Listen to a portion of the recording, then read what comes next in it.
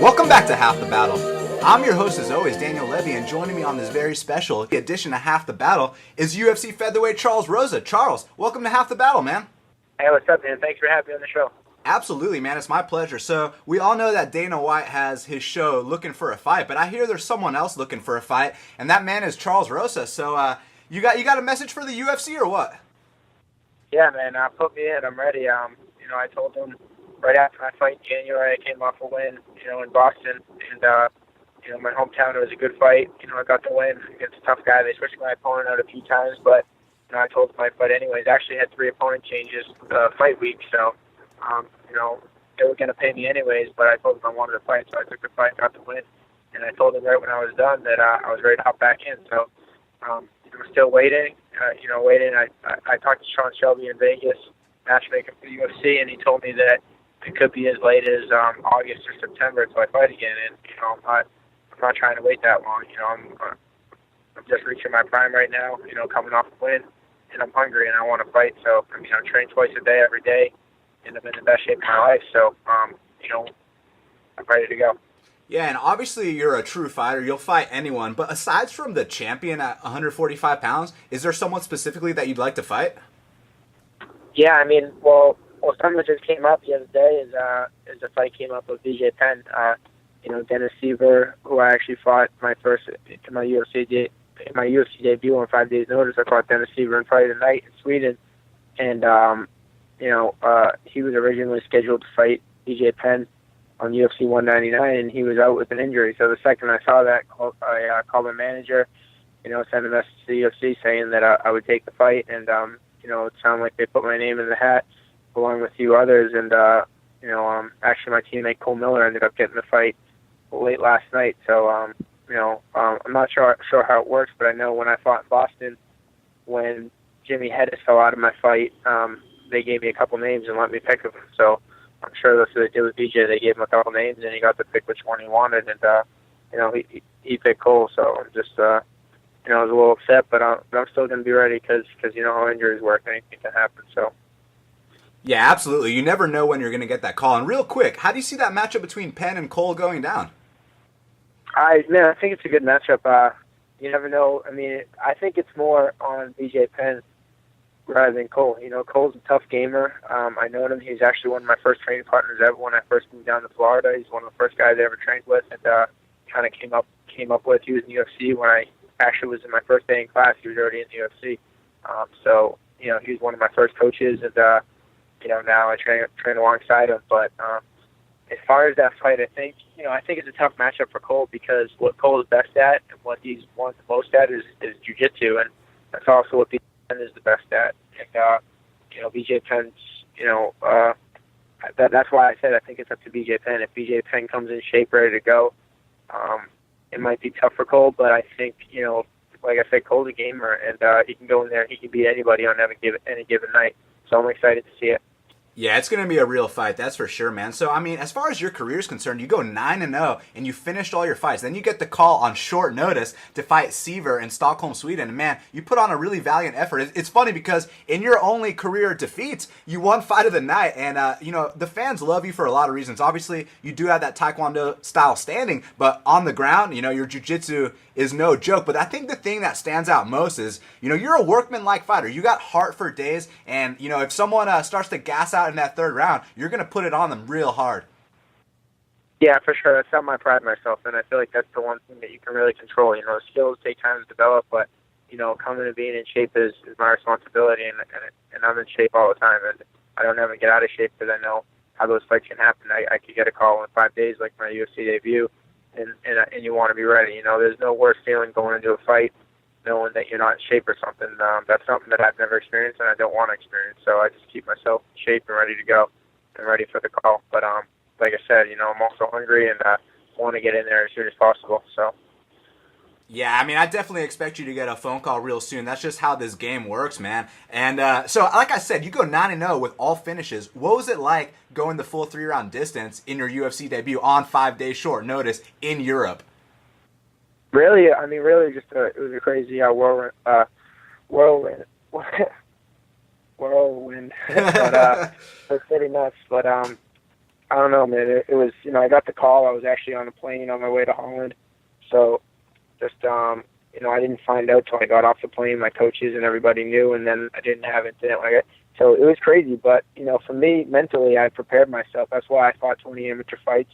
And, Charles McCarthy, my manager, built me up and made me ready for my UFC debut. Like, he wanted me ready in my first pro fight to be able to fight in the UFC because of how quick it can happen.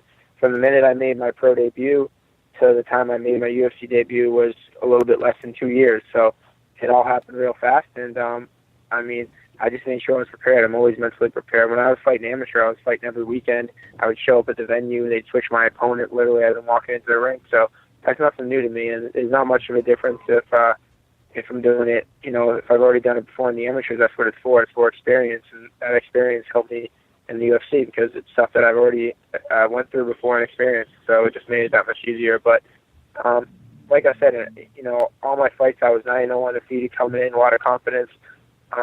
I still don't feel like I've ever really been defeated. All my fights, the only 2 fights, like you said, I lost were both fight of the nights. One of them a split decision in Mexico to a Mexican guy, one that I definitely thought I won. The Daniel Levi one was a little bit closer. It's up to the judges to make those calls, but I don't ever feel like I've been defeated. Both fights I finished on top of the guy, punching him in the face. So, like I said, the judges can say whatever, but I don't feel like I've been defeated in the octagon yet. And, I'm still hungry and, coming off fresh off a win. So, just ready to get back in there soon. Yeah, exactly, man. I mean, how good did it feel to come home with an extra 50 G's after that UFC debut? Yeah, it was bittersweet. Like I said, I was happy. I was definitely, happy to get the money, but, for me, maybe a little different than other people. It's not about the money as much for me. I'm in it to be the champion, to be the best. So, it really hurt getting my first loss, obviously, in Sweden. But, the money made it a little bit better. So I was able to stay in Holland and use some of that money just to reinvest in myself and, just train and get back to where I want to be. So, it stung a little bit, the loss, but, the money definitely helps and allows me to live my dream and be a little more comfortable. I mean, that's why the fans love you, man, because to you it's not about the money, it's about, being a real fighter, and that's exactly what you are. And you briefly mentioned Charles McCarthy, and I know he's had a big influence on your life. About a year ago, he did a very good interview with Gareth A. Davies, and man, I was like, wow, this guy is unbelievable, because for me, I'd only seen, Charles McCarthy compete in the UFC back in the day, but I never actually got to hear him talk, and once I heard this dude talk, I was like, wow, he's an unbelievable person. So, can you talk about the impact he's had on your life? Yeah, Charles McCarthy is definitely a special guy. He's a mentor. He's a family guy, has 2 kids, and he's a great person. Someone that really has influenced my career. He was just right. I caught him at the right time. He was at the end of his career when I was beginning mine, so he was able to put the time and the stuff and the work into me to make me and help me get to where I am today. So I can never really thank him for teaching me the skills he taught me, allowed me to live a dream of fighting in the UFC. But on top of that, he's a really intelligent, smart guy. Like, he's one of the smartest guys I know, and he's also very honest, which helps me a lot. Like, he's not just a guy that's going to spin your wheels, tell you, oh, you can do this and that if you can't do it. He's brutally honest. It hurts sometimes, but it's also very good because it lets you know, like they say, your true friends and the people that really care about you are the ones that are the most honest with you. So, he's done that for me. He's told me where my holes are in my game, building up my career through the amateurs. He's like, listen, man, your wrestling isn't good enough right now where we need to be. Like, we need it better. So send me to, a college to wrestle with the guys, or kickboxing isn't where it needs to be. He linked me up, and, I got to go live in Holland and train with the best Dutch kickboxers in the world. So luckily I've had him in my corner to be able to kind of navigate me and give me the blueprint of being, being one of the greats. There you go, man. And, speaking of great moments, you took on Sean Soriano in Boston. And, man, that was a hard-fought battle. Sean Soriano's no slouch. He comes to fight, and you finished him in the 3rd round after a real fight. How good did it feel to get your hand raised in your hometown for your first UFC victory?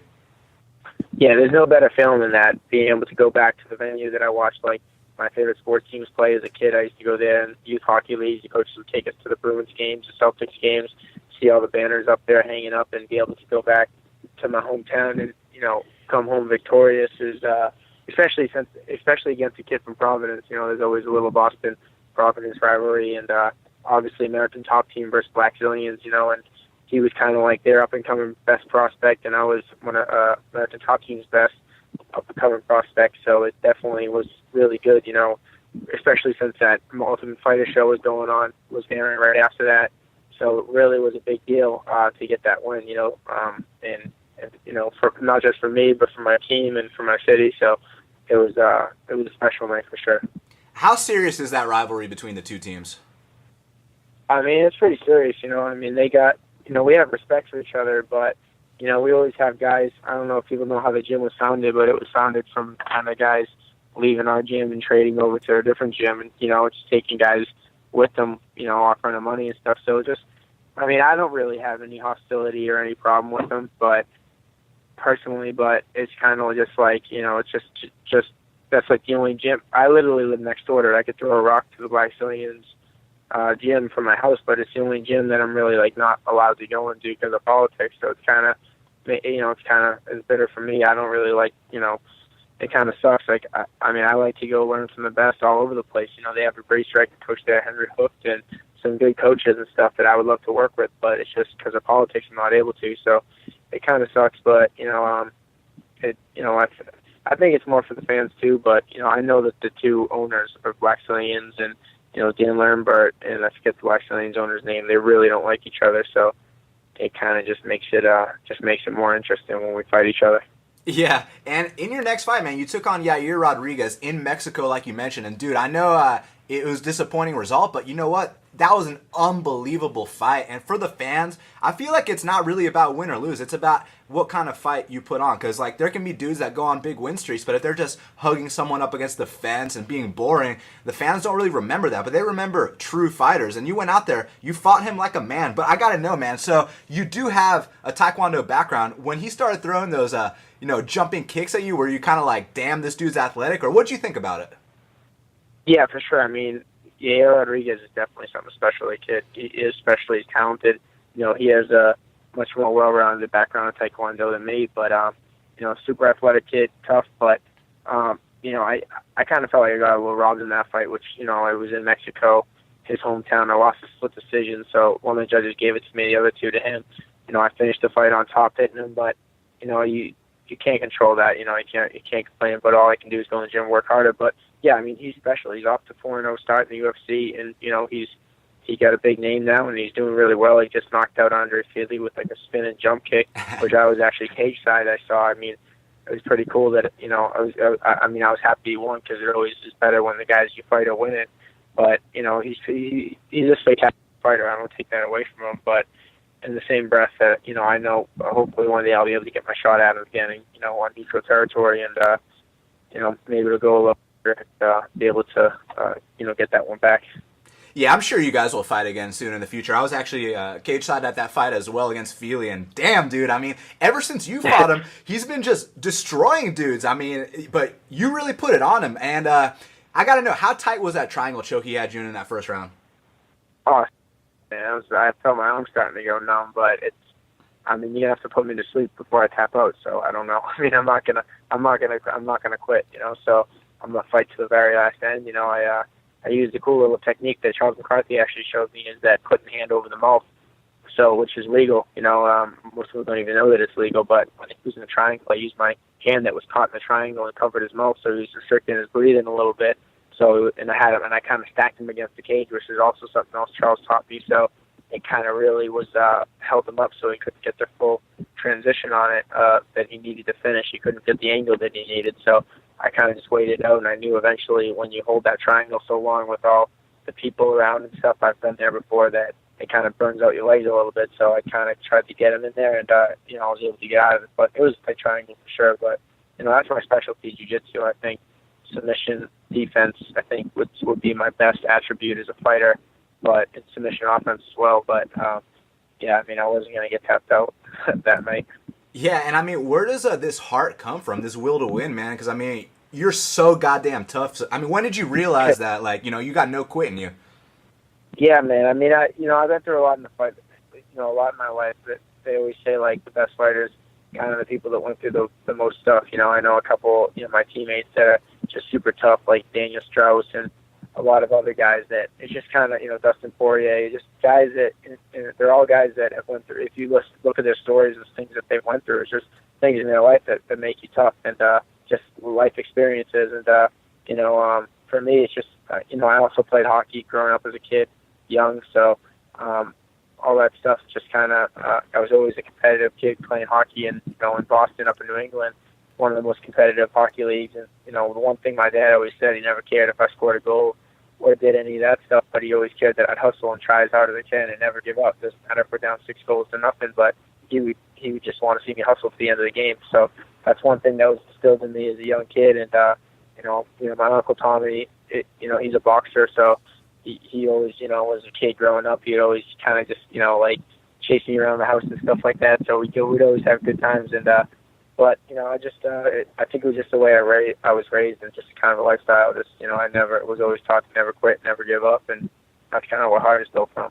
Yeah, that makes sense, man. I mean, growing up in Boston, you got to be tough, and obviously playing a sport like hockey is no joke. And I really like what your coach said about it's not about win or lose, it's about hustling, because that's my biggest criticism of a sport like baseball, because these dudes will hit a grounder and, they'll leisurely stroll down to first base instead of, sprint their ass off. You might get thrown out, but just, sprint, give it all you got. You know what I mean, dude?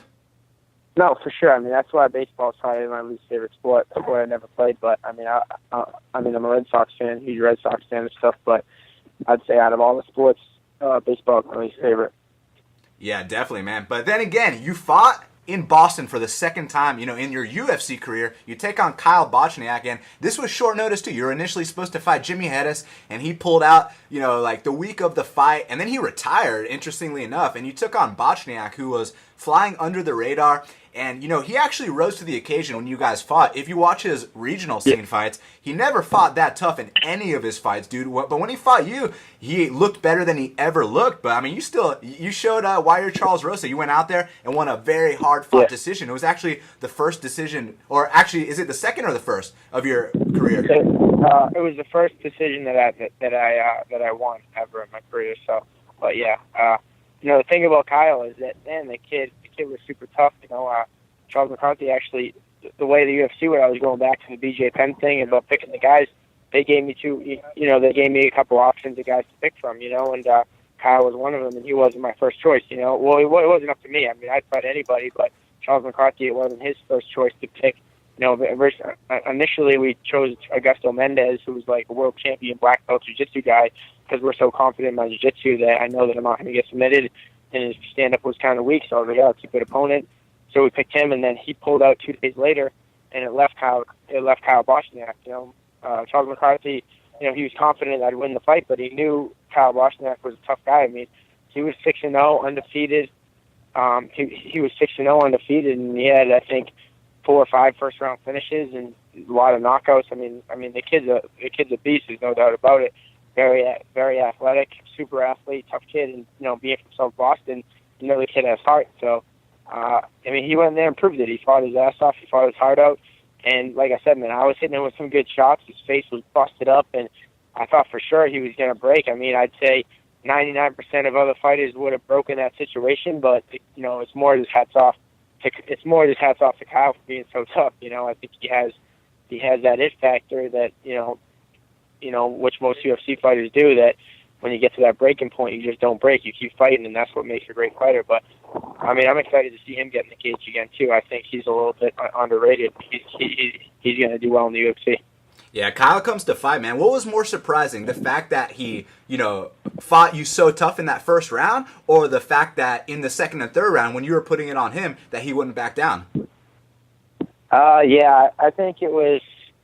I mean, the thing that impressed me most is just his heart. Like the fact that I mean, he's a tough fighter. He's undefeated. He's super confident.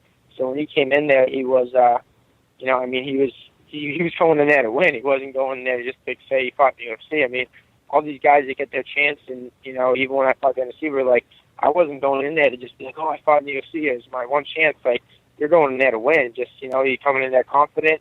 And I think the thing that impressed me most, like I said, was just his heart. Like the fact that he didn't fold, and he proved how tough he was. Yeah, man, it was an unbelievable fight, and obviously, like we spoke about earlier on the show, now you're waiting for that phone call, and we can't wait to see you back in action. You still been working as a chef at all? Yeah, for sure. Yeah, actually, since I don't have a fight scheduled, I work 2 days a week. I work Sundays and Mondays. So I just kind of, I'm able to go in there. I got a good relationship. Obviously, I've worked there for 6 years since I moved down to Florida. It's a nice 5-star restaurant, Cut 432. And the chef, Tony Pizzo, he's the head chef, and he kind of just lets me, he lets me come in and do my thing. Mostly my day consists of just kind of tasting all the different foods and, training the new guys, just making sure everything's on point. But it's just, it's a really good job. It's something I love to do, and it helps to bring in a little bit extra money when you're not fighting as much as you'd like to. Yeah, and I'm a big steak guy, dude. I love my steak medium rare. What's your favorite cut of steak? Yeah, man, there's a lot of favorite cuts, but I'd have to say right now, man, I go through phases. Like, it's not one, I go through phases because that's what it is. I work in a 5-star steakhouse, so we have all the best steaks that you could possibly get. And, I'll try and fillets, find, different cuts of steak, Kobe beef and stuff like that. But I'd say right now it's the bone-in filet mignon. So the bone gives it a little bit extra flavor, but it's a great steak right now. So it's a bone-in filet mignon.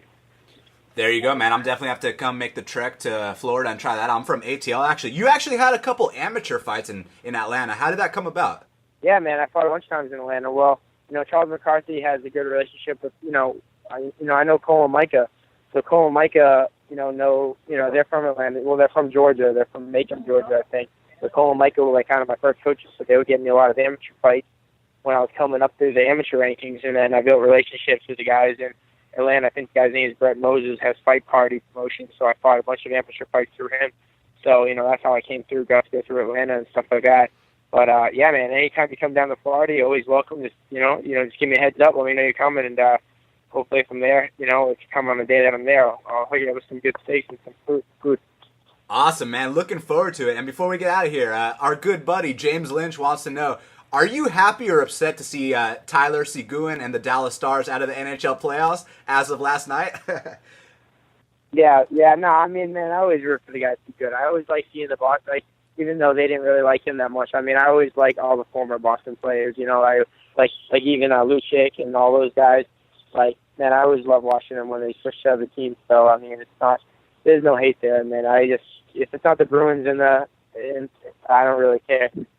If they're not playing against the Bruins are out of it now. It doesn't really make a difference to me who wins. I just try not to be too negative. You know what I'm saying? Yeah, exactly. And for me, ever since the Atlanta Thrashers left ATL, I haven't been keeping up as much, but I got so much respect for hockey. It's a serious sport, man. But hey, Charles, I want to thank you so much for taking the time to speak with me right here, right now on Half the Battle. Just let the audience know where they can follow you on social media and anything else you got coming up, man.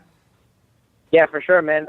You guys can find me on Twitter, Instagram at Charles Rosa MMA, and you can catch me on there. Then I got a Facebook fan page. Check that out. And yeah, man, I'm just just you can keep on Twitter, Instagram, just to see when I get my next fight announcement. Stay up to date. So thanks for following me, and hopefully I'll see you guys soon and be able to get back on the octagon soon for our show.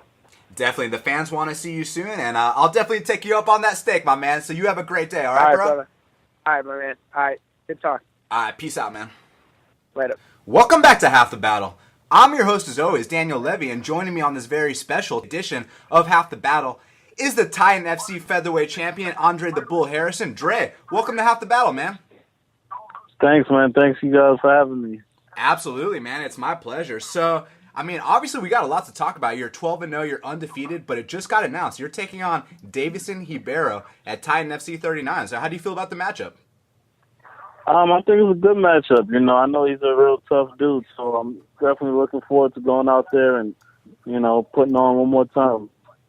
There you go, man. So you're a winner in every sense of the word. You've never faced defeat in a pro fight. I mean, does this mentality come from your wrestling days, or how did you become so mentally strong? Because you have gone the 5-round distance more than once. Well,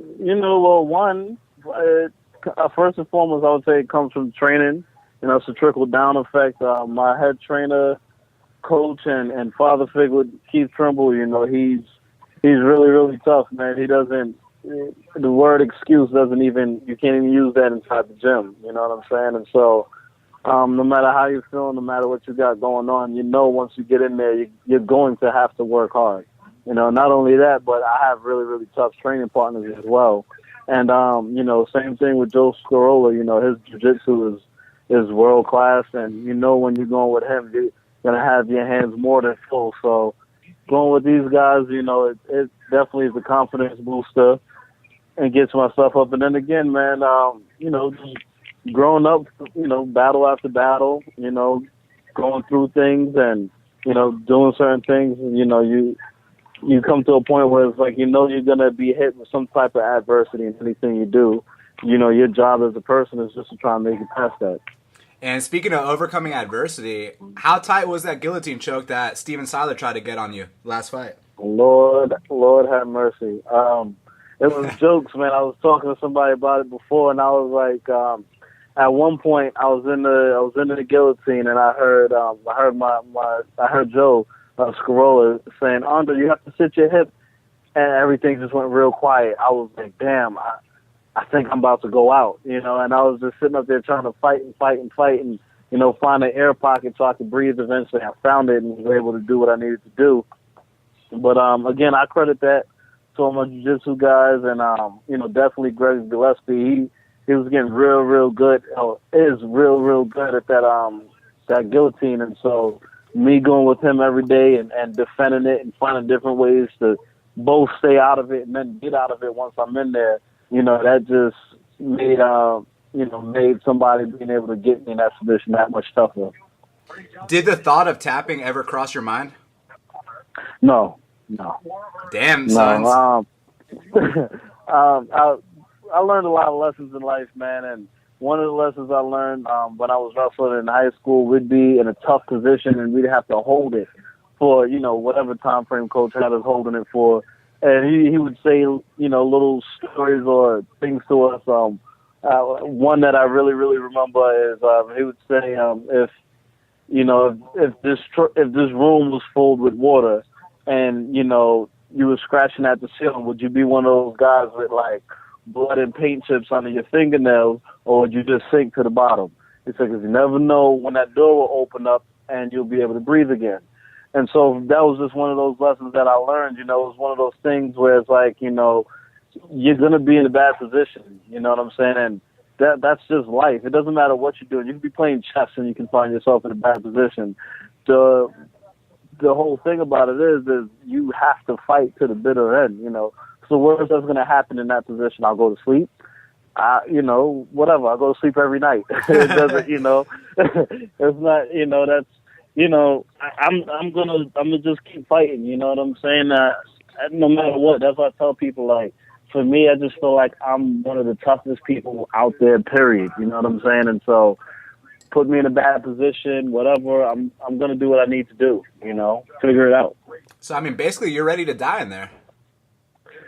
You know, a lot of people say that, man, but they don't really mean that when they get in there. You hear that on everybody's interview. They'll say, "Hey, I'm getting in there, and you're gonna have to kill me if you're gonna win." And they say that, but they don't really mean that, man.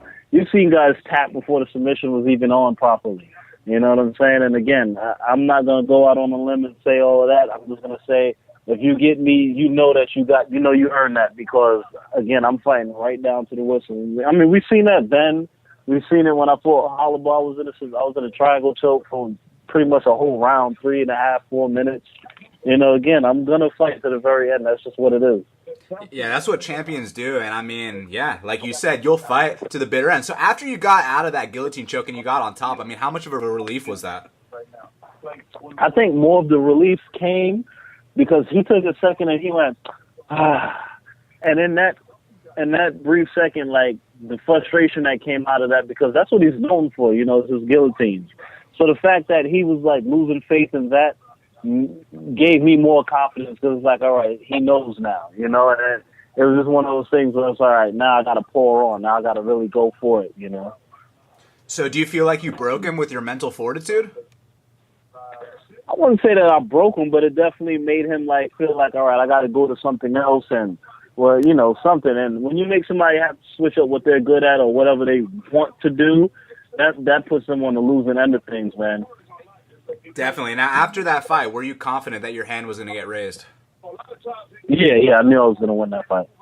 There you go, and still the champion. So, obviously, I mentioned you're 12-0, but you have gotten a lot of criticism because a lot of your fights go to decision. Now, for me, I'm a fan of the sport. I respect, what goes on in there. And if you go to decision, if it's a good fight, it's a good fight. But for some reason, a lot of people just see the word decision and they automatically have a negative connotation for it. But you're the guy that actually steps inside the ring. So, I mean, how do you deal with that criticism?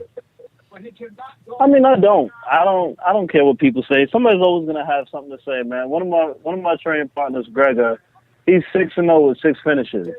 And one time he took a guy, he hit a guy, kind of threw like a straight right hand, a left hook, took him down, and put him in a head and arm triangle and finished him. And the very next day, somebody went into his inbox on social media and was like, "Hey, man, that was a good fight, but you need to do this, that. You need to do this. You probably should get somebody to help you with that." And it's one of those things where, and you learn this early on in life, you're not going to make everybody happy. You know what I'm saying? So I don't care if somebody don't like my fights because they feel as though, I should be riskier or whatever the case may be. That's on them, man. That's not an issue to me. At the end of the day, you look at somebody like Steven Siler, who has several fights in the UFC, where if you do make a mistake, you will get, so I didn't really make too many mistakes in that, and I was in a dangerous position several times, Or somebody like Kurt Holloway, who's never been finished before and, is doing really, really well in his career as well. Somebody like Desmond Green, who was in the finals of the Bellator tournament. Like, these guys are no slouches, You look at some people's record who they're like 10 and 12-0, and 10 of the fights that they won by, they might be 10-0 with 8 finishes, right? And you look at the 8 guys that they finished, they'll have records of 4-7, 3-8, and stuff like that. And you look at guys like that, you'd be like, well, shoot, anybody could have finished them, Like, I'm not fighting guys like that. I'm fighting good quality guys. Yeah, exactly. You're not padding your record at all. You're not a can crusher, at all. You're taking on UFC vets and guys that are hot prospects, and you're beating them decisively. Now, in your fight with Desmond Green, I mean, obviously, once again, you got criticized for this fight because it went to full 5-round distance. But in my opinion, man, I mean, Desmond Green is a really, really tough dude. He's a very good fighter, and that was a very, very technical fight. So, I mean, what was your opinion of that fight? It was a weird fight only because Desi was a little longer than I thought he would have been, and he moved a lot more than I thought he would have. And so, with that, it was hard trying to track him down in there. And again, he has good wrestling, man. So if you get frustrated with him and you overcommit, you're gonna get taken down, be in a bad position, So you have to really buckle down. I mean, he's a good fighter. He just fought over in Russia and almost killed somebody, it looked like. You know what I'm saying? So he's a good fighter, man. Just, good dude. Yeah, he's real good. I mean, are y'all two boys?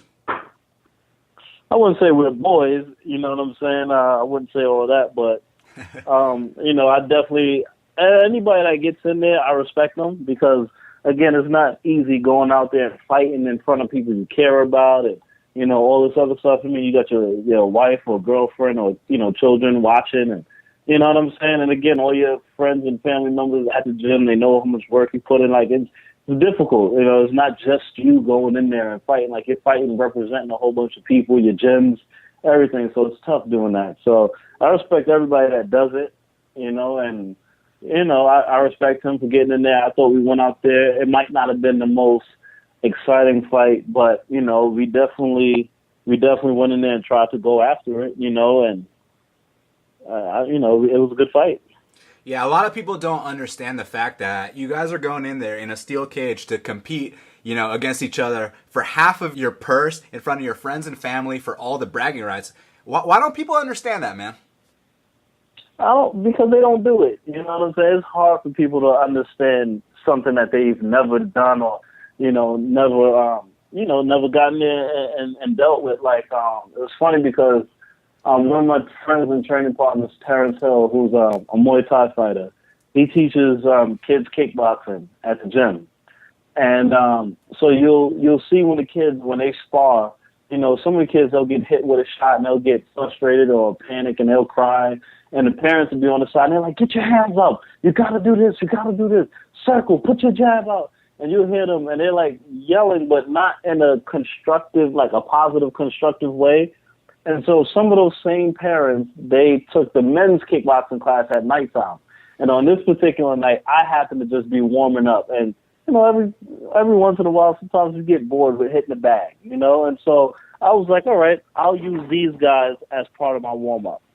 And so I went to the boxing ring, and the parents, you know, they had the option, if they wanted to jump in there and do a round with me. Now, again, I wasn't trying to put anybody out or hurt anybody, but, again, just moving around, touching them. And if you can see the frustration, first of all, they all gassed out within the first minute. And, you know, and it gave them all like a new appreciation. It was like, man, I didn't realize how hard it was to keep your hands up for 3 minutes or, you know, something like that. And this is only 1 3-minute round. Like, imagine doing it for 5-minute rounds. You know what I'm saying? So it gave them some insight on how hard it is. And, you know, they changed up their approach with their kids after that. Yeah, that's actually quite incredible, man. I mean, after the fact, were they coming up to you and being like, thank you? Or were they like, holy shit? I mean, what was their reaction? Aside from gassing out in the first minute, you know? A little bit of both, man. It was just, you know, a little frustrated and, you know, shocked. And again, it gave them a different outlook on everything. Like, they were very appreciative of how hard the work is that we have to put in to, you know, do what we do. Yeah, absolutely, man. So you've been in so many fights, man. I mean, what's been the toughest fight of your career? And when I say the toughest fight of your career, I mean, which opponent has pushed you, you know, the furthest? I don't want to take credit away from this fighter, but in my first defense in the ring of combat, I was incredibly sick. Like, my stomach and everything was all messed up. I have acid reflux, so that was acting up, and I was just messed up. And I didn't realize how bad it was until, like, later on that night at fight time. Like, I felt, like, nauseous and dizzy and lightheaded. I'm like, man, I don't know what's going on. And I'm like, all right, well, maybe when the adrenaline kicks in, it'll put a halt to all those feelings, right? Yep. And I get out there, and I start fighting, and after the first round, when I'm walking back to the stool, I'm, like, dizzy. I'm looking at Coach. He's talking to me. I can barely hear what he's saying. And when I got off the stool and I went to put my hands up, like, it felt like I was just doing a bodybuilding contest. Like, I felt like there was so much blood and lactic acid in my arms and my chest and my legs. And I was like, man, I don't know what's going on. I don't know how I'm going to fight like this. And then I had to throw up on top of that. And I was just sitting up there, and luckily for me, like, there was one pivotal point in that fight where I was against the cage. He was in on my legs trying to get a takedown. And this might have been the only time in my fight career, both pro and amateur, where I let a weak thought creep into my mind. I was just sitting up there, and I was like, man, I need to take a second. I need a break. I got to just sit up there and, you know, assess things. And so I thought, like, let me just allow him to get this takedown. I'll go on my guard, grab 2 overhooks, you know, catch myself, and then I'll, you know, work to get up or submit or whatever. And I sat up there and I heard my brother yelling in the background. He was like, Dre, nobody can take you down. He just kept yelling, nobody can get you. Get him off your legs. Nobody can take you down. And I just, you know, I was like, all right, I can't let him down. It wasn't even about me at that point in time. I couldn't let him down. And so, you know, I fought it off. I got him off my legs and just kept working. And then right after that, he shot. He shot. I reversed, and I got on top of him. And I honestly believe that takedown was like the deciding factor in our fight. There you go, man. And, you know, you're very mentally strong, because a lot of guys would have pulled out before that fight even started. So, I mean, how do you deal with all that adversity? I mean, is it like you mentioned earlier with that example of the room filling with water, or what, man? Because like I said, a lot of people would have pulled out if they were sick. Yeah, man. That is that in a combination of other things. You know, like I had a lot of things happen to me, man, in life. Like I have a great mother. I have a good support system, you know, period. And when you know, you sit up there and you look at the people that I have in my corner. When you go through certain things, like they always they always have your back. Like, prime example would be this past Friday, my older brother was riding his bicycle to work, and he gets hit by a sanitation truck. Damn. And, you know, I'm sitting up there in my bed. I'm getting, you know, it's like 5:50 in the morning, and I get a call from my mom telling me I need to get to the hospital now. Your brother has broken ribs, 2 collapsed lungs. Like, you need to get here now. And I'm like, well, what does this mean? You know, at the time, I didn't know what 2 collapsed lungs mean. I don't know if that means they'll be up and running in a day or so, or if I need to get there because he's taking his last few breaths. You know what I'm saying? And I'm driving to the hospital. I'm scared as ever because I've already lost an older brother. And so the whole time I'm here panicking because I'm like, I don't know if this means I'm going to lose another one. Like, you know, what's going on here? Like, these are similar things, you know, that you go through. So when you go through stuff like that, you know, something like a submission attempt or a punch or a kick, you know, that doesn't really put me in a bad state of mind. You know, I feel at most free when I'm out there competing. You know what I'm saying? Like, I feel at peace when I'm out there competing because, and not saying that competition is easy, it's far from, but because these are the only moments in life where I don't have to think about anything. You know, I can just move, I can just be. You know, I'm not thinking about anything, and so you don't stress about anything. You just go. You just do it for the enjoyment of doing it. Damn, dude, you just really put it into perspective for me. Now, is your brother doing okay? Yeah, luckily, one of his lungs started working again, and, you know, he was able to take a few steps today. So, you know, hopefully luckily he has a hard head like myself, so there was no head trauma, but, you know, his insides are like all banged up and everything, but he's going to make it through.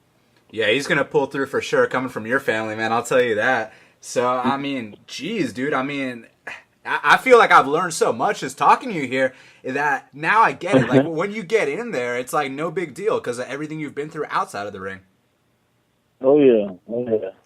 So, what do you want to yeah. what do you want to work on the most? I mean, obviously you're a great wrestler. Your stand-up's not half bad, but if there's one area of the game besides every area of the game, what do you want to work on the most?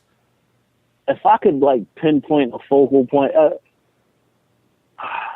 I would love to be, like, if I could just take something from somebody, I would love to take my coach's jiu-jitsu, Joe Scroll. I would love to take that because I honestly feel like I can take down anybody. You know what I'm saying? And as far as stand-up goes, like, I haven't even been able to display, like, the full threshold of my stand-up yet. I don't know why. I think little by little I'm letting more and more go. You know, I still feel myself doing nonsense, but you know, little by little I'm getting better at, you know, being more comfortable letting stuff go stand-up wise. But jiu-jitsu wise, like, if I can, like, I go for a lot of submission attempts when I'm training and stuff like that, and I get quite a few of them. You know, I do real well. Like, I can go to Henzo Gracie's and tap people out, you know, all different belt levels and stuff like that. So it's just, for whatever reason in a fight, it's like in certain positions, if I go for something in practice, it doesn't bother me. If you go for something and you're like, oh, well, that didn't go the way I saw it going in my head, there's no position. You know, you're just on bottom, you scramble to get back up. In a fight, if you go for something like that and you miss and you end up on your back, like, this could easily be the end of the fight. And you're not only doing submissions, you're punching too, man. So prime example of that would be, and no disrespect, you know, he's definitely a great dude, and I look up to him a lot. His work ethic is crazy, but Chris Weidman against Luke Rockhold, you know, that spinning back kick could have easily been the deciding factor in that bout. You know, he went for it and landed in a position where Luke took his back, you know, and then was able to land some, like, you know, violent ground and pound, man. And I don't care who you are, man, to recover from something like that, as far as my knowledge goes, and I'm 27 years old, so I may not have seen as many fights as other people, but to my knowledge and from all the fights that I saw, the only person that's been able to recover from something like that is Frankie Edgar. And I've watched a lot of fights. Aside from that, I've never seen somebody recover from, you know, something like that. So for me, I'm not going to just willingly put myself in a position where I can get, you know, where I may not make it out. You know, I'll go for something if I feel and see it, but aside from that, I'm not going bonkers or I'm gonna hurt my put in a position to be stopped. Yeah, you're a very smart fighter, and you brought up Frankie Edgar. I mean, that guy's an absolute monster. And you also brought up the Oh, yeah. Weidman Rockhold fight. So who you got in the rematch? Oh boy, it all depends, man. That's a tough one because whoever sticks to their strengths, I feel is gonna win. You know, it's tough. Tough. I don't know. I don't want to say. Yeah, it really is a tough fight to call. It could go either way, and I can't wait to see what happens. Now, you mentioned that you don't take unnecessary risk. You're a very smart fighter, but has there ever been a time, maybe earlier in your career, where you threw caution to the wind and got into a brawl per se? I've never gotten to like a straight brawl. Because I watch a lot of fights, man, and the brawlers usually don't do well. The brawlers are the one with no skill, in my opinion. Like they'll get out there and they just, hands down, we're just gonna throw until somebody lands one of these shots and somebody goes to sleep. Like that's almost like playing Russian roulette. Last I checked, we're mixed martial artists. You should have skill behind what you're doing. So when I'm going out there and I'm throwing, I'm looking to set up other shots. I'm looking, to capitalize on somebody else's, not necessarily even mistakes, but their patterns and routines. That's the kind of fighter I am and would like to be. You know what I'm saying? Like a lot of people criticize Floyd Mayweather for the way he fights, but again, you know. Yeah, I mean, it's funny, man, that you bring that up. You can't talk shit about 49-0, but also I'll give you another example. John Jones defended, well, I was going to say he defended his belt, but won the interim belt against OSP about 3 weeks ago. And, so he comes off a 15-month layoff. He wins the fight 50-44, and people are acting like he didn't look the same. I was like, are you kidding me right now? It's like getting an A on an exam and people telling you that you failed. Yeah, it's like, and again, people, and it's almost disrespectful to St. Preux because, like, are we all forgetting the fact that this man is the 4th or 5th ranked best fighter in the world at his weight? Like, is again at the level that he's at, he's not facing anybody that's discreditable. Where it's like, oh, this is an easy fight, you're gonna put him away. Again, like GSP, everybody used to. GSP needs to finish this person. He needs to do this. He needs to do. GSP is not fake. He's fighting back-to-back number one contenders in the world. Back-to-back. And I'm not even the biggest GSP fan. You know what I'm saying? And he's putting away guys that, again, this guy is the number one guy in the world right now. He's on a whatever fight win streak. Like, these are the guys he's fighting. You want him to just put this guy away like it's easy? If it's that easy, then why aren't these guys doing it? Yeah, that's a very good point, man. So the reason I asked you, if you ever got into a brawl earlier, because I wanted to know about your mindset. So basically, you've had the same mindset your entire career. Yeah, I mean, there's times where I'll get in, I'll push or I'll throw. Like I thought me and Kurt had some pretty good exchanges. I know he cracked me with one good shot, and I returned the favor. I'm not nervous or scared to get in any exchanges. I don't want to say it like, I'm just going to be like a pop shot or just a touch and go kind of fighter. But again, I do things the way I believe they should be done. I'm not just going to get in there and chin down and just throw Hail Mary after Hail Mary. I don't believe that's smart. Yeah, absolutely. Now, obviously, you got your title defense coming up. You can't look past your opponent. But when you have a vision for your career, I mean, how far do you want to take this, man? When do you want to be in the big show? I would like to be there as soon as I can. And again, I want to get that strap around my waist. I believe I'm more than capable of doing it. And, I just figure it's a matter of time before it happens. I'm going to just keep training as hard as I can, as much as I can, and make this work. Absolutely. Now, you're taking on Davison Ribeiro at Titan FC 39. You got any predictions for that fight, aside from you getting your hand raised? Oh, man. I'm moving for a third-round stoppage. Okay. And you're saying third round because he's a very tough, durable dude? First round would be like more of a filling out process. Second round, wear him down a little bit. Third round, try and get him up out of there. There you go, man. Well, best of luck to you in that fight. And thanks so much for taking the time to speak with me right here, right now on Half the Battle, man. Yes, sir. Thank you. Thanks for having me. Absolutely. Anytime, man. And, if you got a message for the fans and you want to let them know about your social media accounts or anything else, now's the time, man. Alrighty, cool. Definitely would like to, if you want to check me out on Facebook or Twitter, it's Dre the Bull. If you want to get me on Instagram, it's Dre the Bull MMA 145. And definitely look out for Battle Scar Management. We're definitely doing big things. Me and my brother Randy Brown, we're signed to it. We're making it happen. Some other big signing coming soon. Also, check out New York Fighting, man. There's a lot of all your top New York fighting, not all your top New York fighters, not only in MMA but boxing, kickboxing, whatever. Any form of violence, you're gonna be able to catch some pretty cool interviews with them on there. Also, you can buy gear from gear on there from your top fighters or whatever. So yeah, check that out. Belmore Kickboxing Academy, Joe Scaroli Jiu-Jitsu, and Best Page Physical Therapy with Dr. Michael Camp.